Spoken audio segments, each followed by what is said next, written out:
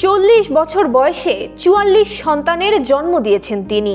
এমন অদ্ভুত ঘটনায় পুরো এলাকা জুড়ে সৃষ্টি হয়েছে চাঞ্চল্য।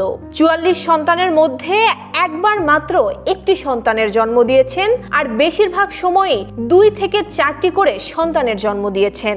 মরিয়ম নামের এই নারী 12 বছর বয়সে বিয়ে করে বছর না ঘুরতেই যমজ সন্তানের জন্ম দেন। এরপর টানা 4 বারই যমজ সন্তানের জন্ম দেন এই নারী। অভাবের সংসারে সদস্য সংখ্যা ক্রমেই বাড়তে থাকায় অভাব অনটন যেন আরো গ্রাস করে বসে।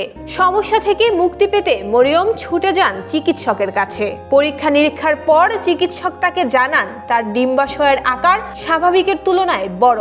Jamuna air conditioner, simplify cooling. এমনকি তার প্রজনন ক্ষমতাও স্বাভাবিকের তুলনায় বেশি। পুরো বিষয়টি নিয়ে স্বামীর সাথে আলোচনা করেন মরিয়ম, কিন্তু তাতে মেলেনি কোনো সমাধান। এরপর 4 বার একসাথে 3 সন্তান এবং 5 বার একসাথে 4 সন্তানের জন্ম দেন মরিয়ম। সব মিলিয়ে 40 বছরে মরিয়ম 44 সন্তানের মা হন। তবে এর মধ্যে 5 সন্তানই মারা যায়। বর্তমানে 38 ছেলে মেয়ে নিয়ে মরিয়মের সংসার। সেই সংসারে মরিয়মকে ছেড়ে গেছেন তার স্বামী।